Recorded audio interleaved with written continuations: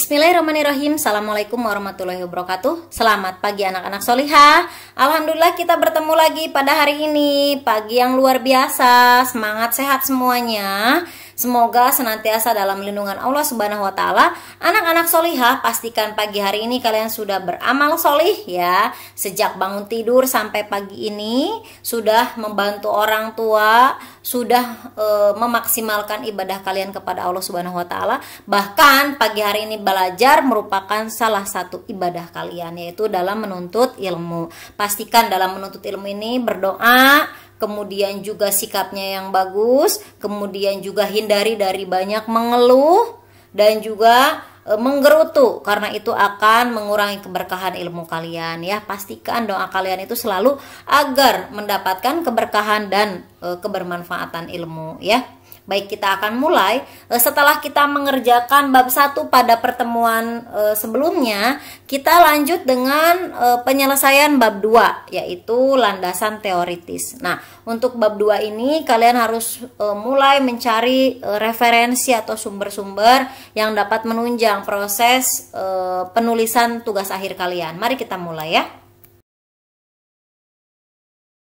Nah, pertama kita akan menentukan materi yang disampaikan. Materinya itu apa? Misalnya materinya tentang puisi, misalnya ya. Bu, ana materinya kimia boleh. Bu, ana materinya siroh boleh. Bu, ana materinya matematika silakan. Bu, ana materinya biologi boleh juga. Bu, ana materinya kimia kelas 9. Nggak ada ya.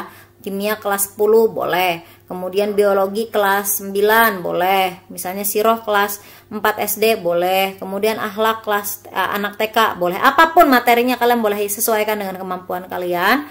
Nah, misalnya ini puisi. Maka ketika kalian mengambil materi ini, kalian harus menjelaskan pengertiannya, jenisnya, cirinya, contohnya. Bu, kalau dalam pelajaran matematika nggak ada jenisnya, Bu, misalnya. Ya berarti dengan materi pelengkap yang lain. Bu, di IPA nggak ada, Bu, cirinya, adanya klasifikasinya saja, berarti klasifikasinya. Jadi, buat materi selengkap mungkin sesuai dengan materi yang kalian pilih di bab 1 ini, ya, di bab 1 sebelumnya. Maka, kalian akan menuliskan secara jelas materi-materi tersebut, ya. Baik, kita lanjutkan. Kemudian yang kedua, setelah materi, kalian akan menuliskan tentang media. Nah, media yang akan dibuat misalnya video edukasi. Desainnya seperti apa? Video edukasi yang akan kalian buat itu maksudnya desainnya seperti apa? Apakah menggunakan PowerPoint templates yang kemudian kalian buat video, atau misalnya kalian akan membuat video edukasi itu seperti menggunakan aplikasi KineMaster, atau mungkin dengan media-media yang lain. Nah, kalian yang membuat desainnya itu mau seperti apa? Kemudian kelebihan atau keunggulan dari media yang kalian buat itu apa? Kelebihan dan keunggulannya. Tentunya ini harus sesuai dengan pendapat para ahli. Nah, kekurangannya apa dari media yang kalian buat, terus langkah-langkahnya bagaimana? Kemudian manfaatnya seperti apa ya. Setelah menyampaikan materi secara lengkap, materi pelajarannya, kemudian lanjutkan dengan menyampaikan media ya, dari mulai desainnya, kelebihan, keunggulan dan kekurangan, langkah-langkah serta manfaatnya ya.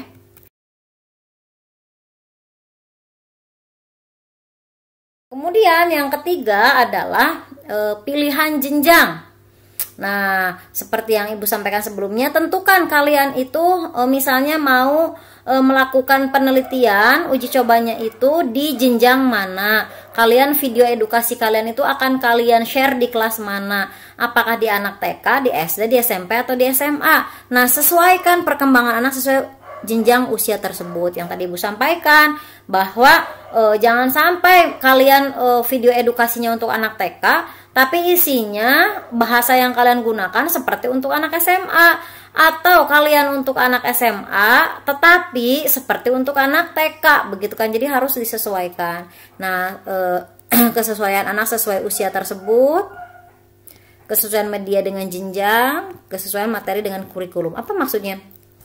Maksudnya berarti materi tersebut betul ada pada kelas tersebut. Jadi seperti yang tadi Ibu sampaikan pada pertemuan sebelumnya, misal mau materi sirah Nabi Musa, ya berarti harus ada di kelas tersebut. Jangan sampai tidak ada. Nah, nanti tidak ada materinya, ya kan? Seperti itu ya.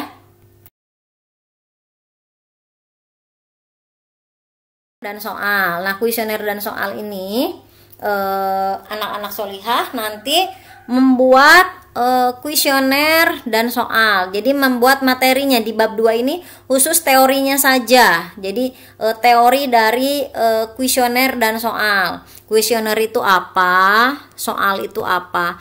Pada kelas 10 kita sudah belajar ya bagaimana tata cara aturan pembuatan soal, begitu kan. Nah, sekarang kita tambahkan bagaimana tata aturan membuat kuesioner seperti itu. Nah, termasuk tadi untuk masalah media pun pengertian-pengertiannya seperti itu ya. Nah, jadi kuesioner ini untuk wali murid atau guru, untuk anak, dan juga kuesioner mencakup kepahaman dan ketertarikan seperti itu ya.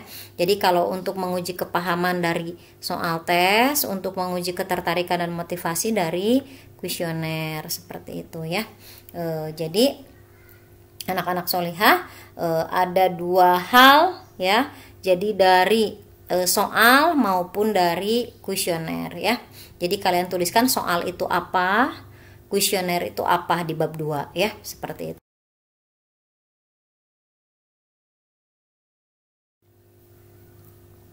Nah, apa kesalahan yang sering terjadi pada bab 2? Mari kita simak satu persatu ya.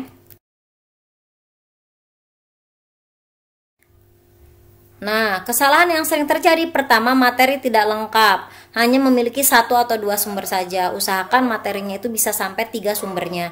Misalnya misalnya materinya kalian tentang puisi. Pengertian puisi itu jangan cukup 1 ahli atau 2 ahli, minimal 3 ahli. Lebih banyak lebih bagus. Baru kemudian setelah pendapat si A, pendapat si B, pendapat si C, maka kalian simpulkan. Maka berdasarkan pendapat para ahli tersebut, penulis menyimpulkan bahwa pengertian puisi adalah misalnya seperti itu. Misal, menurut A, puisi adalah kata-kata yang indah. Menurut B, puisi adalah kalimat yang terdiri dari larik dan bait misalnya. C, puisi adalah ungkapan isi hati misalnya. Berdasarkan pendapat para ahli tersebut, maka penulis menyimpulkan bahwa puisi adalah ungkapan isi hati dengan kata-kata yang indah yang terdiri dari larik dan baris. Jadi kita tugasnya hanya menyimpulkan saja, menyimpulkan dari pendapat-pendapat para ahli, digabungkan semuanya seperti itu. Bisa dipahami ya? Nah, jadi anak-anak solihah, materinya itu harus lengkap, mulai dari materi pelajarannya, materi terkait medianya, dan juga materi terkait kuesioner dan soalnya seperti itu ya. Seperti ini ya, kesalahan yang sering terjadi. Jadi ini cuma satu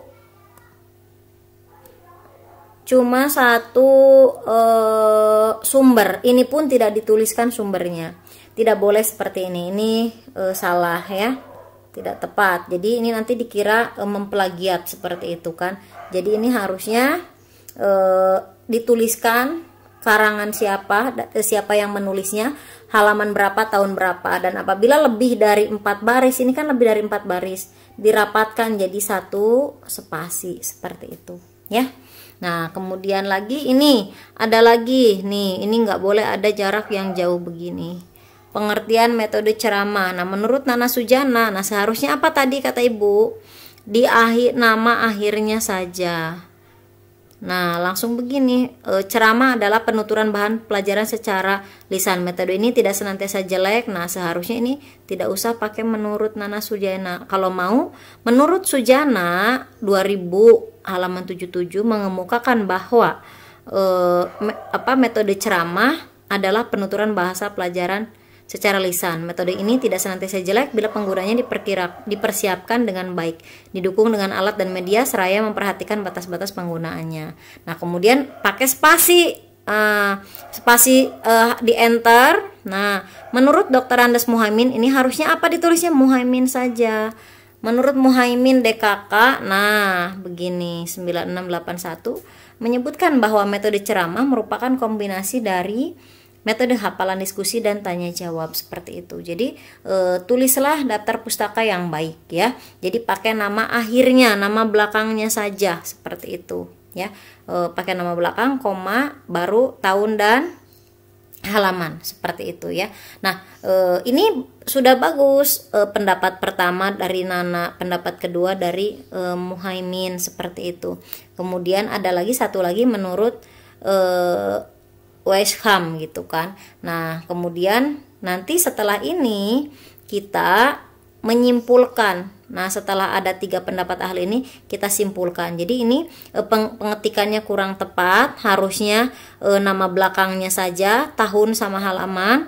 Kemudian juga setiap pendapat itu dibuat satu paragraf, tidak berderet seperti ini. Nah, jadi dibuat di enter lagi menurut Sujana, kemudian enter lagi sedangkan menurut Muhaimin, kemudian enter lagi nantinya sedangkan lagi, kemudian menurut Weishaupt. Nah, dalam bukunya baru seperti itu. Baru kemudian di paragraf yang keempatnya, berdasarkan pengertian para ahli, maka penulis menyimpulkan bahwa puisi adalah apa. Baik, berikutnya yang kedua, kesalahan penulisan catatan pustaka dan ejaan, kerapian pengetikan serta penamaan. Nah, kalau istilah asing atau nama ilmiah dimiringkan, betul seperti ini ya. Kemudian juga ini tidak menjorok seperti ini, A-nya pengetikannya yang rapi, digeser berarti ke sebelah sini. Nah, harusnya geser ke sini ya. Kemudian ini betul sudah tanda titik 2 pakai selendang, tapi ininya harus huruf kecil. Jadi setelah ada tanda titik 2, angkanya harus 1 pakai selendang, tapi hurufnya harus kecil. Di ujungnya kasih titik koma. Baru terakhir tanda titik seperti itu, ya. Kemudian lagi ini juga sama. Nih, ini tidak ada ahlinya, ya kan? Nah, sebagai berikut titik 2 harusnya pakai selendang. Begini ya. Kemudian ininya hurufnya kecil. Ya, hurufnya kecil-kecil, di akhirnya beri titik koma.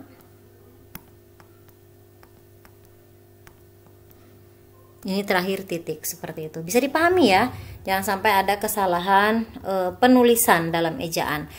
Pengetikan upayakan serapi mungkin.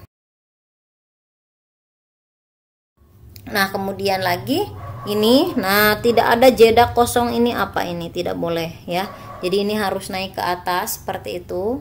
Kemudian dilansir, bukan dilasirkan, ya kan? Kemudian tidak boleh pakai bulat seperti ini, harus pakai angka. Ya, 1 atau enggak alfabet. Jadi kalau seperti ini berarti harus pakai apa? 1 selendang tadi ya. Setelah 2.1 berarti selendang seperti itu. Kemudian lagi ini juga sama. Nah, kalau tadi setelah titik 2 itu angka 1 di selendang. Nah, maka ini kalau misalnya tanda titik di akhirnya boleh di sininya huruf angka 1 tanpa selendang, dan kemudian B-nya boleh besar. Tetapi kalau ininya pakai titik 2, nah ininya pakai selendang, ininya hurufnya kecil ya. B M, kemudian ujungnya pakai apa coba? Titik koma ya. Titik. Nah, oke. Bisa dipahami ya, Mbak ya.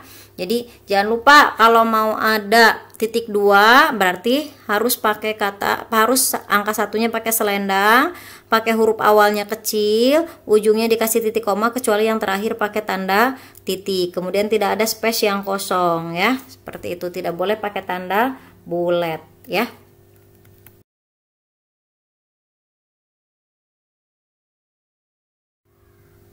Yang ketiga, pemaparan media kurang lengkap. Jadi sama media yang kita buat materinya kurang lengkap begitu ya. Jadi harusnya media video edukasi itu dituliskan secara lengkap apa pengertiannya media tersebut. Itu termasuknya ke dalam media audio visual diam ya. Jadi masuk ke dalam audio visual. Jadi kalian cari materi mengenai media audio visual seperti itu, termasuk video edukasi itu sendiri ya. Nanti dalam media itu harus dituliskan juga kelebihannya apa, kekurangannya apa. Ini tidak boleh ada kosong begini ya jaraknya. Kemudian diambil nama belakangnya saja, tadi sudah Ibu bahas ya. Nah ini kemudian ujungnya ini apa yang salah, harusnya titik koma, titik koma, titik koma, titik koma, titik. Nah yang ini juga sama, titik koma, titik koma, titik koma, titik koma, titik ini. Nah seperti itu ya. Jadi harus lengkap dari mulai pengertiannya, kelebihan dan kekurangannya seperti itu ya. Baik, kita lanjutkan. Nah, yang selanjutnya pemaparan kaitan antara materi, media, dan jenjang tidak jelas. Jadi yang tadi Ibu sampaikan harus nyambung antara materi, media, dan jenjangnya harus berkaitan satu sama lain ya. Nah, ini jadi dalam TA ini harus mencakup materinya, mencakup juga medianya, mencakup juga jenjangnya di mana, dan harus nyambung satu sama lain, dan di sini akan menjadi satu kesatuan dalam TA kalian ya. Kemudian yang kelima, instrumen kurang lengkap atau tidak mencakup target. Jadi kalian harus menuliskan juga materi, instrumennya itu apa, soal itu apa, soal tulis itu apa, soal praktik itu apa, kemudian kuesioner itu apa, seperti itu. Cari informasi mengenai teori-teori tersebut ya.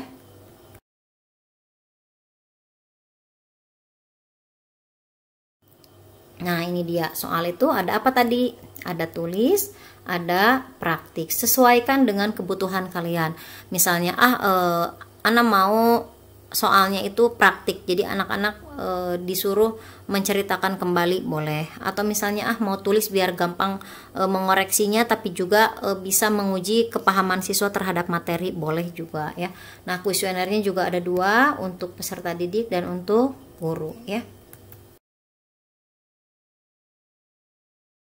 Nah dalam soal itu harus jelas dan berkaitan dengan materi, jangan sampai soalnya nggak nyambung ya.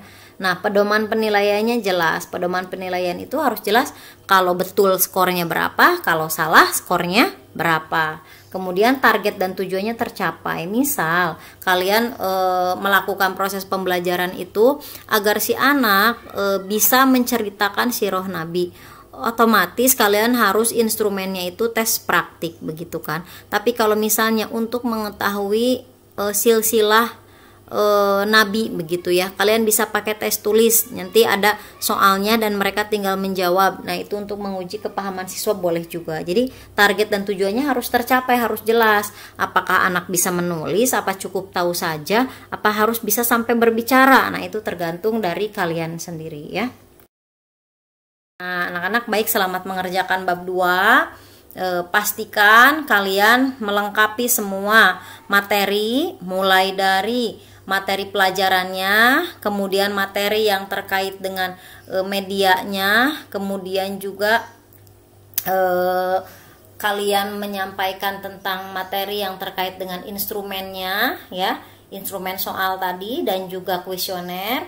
Nah, sampaikan secara lengkap sesuai dengan pendapat para ahli, dan tentunya para ahlinya tidak cukup 1 atau 2 ya. Baik, demikian, jazakumullah khair. Assalamualaikum warahmatullahi wabarakatuh.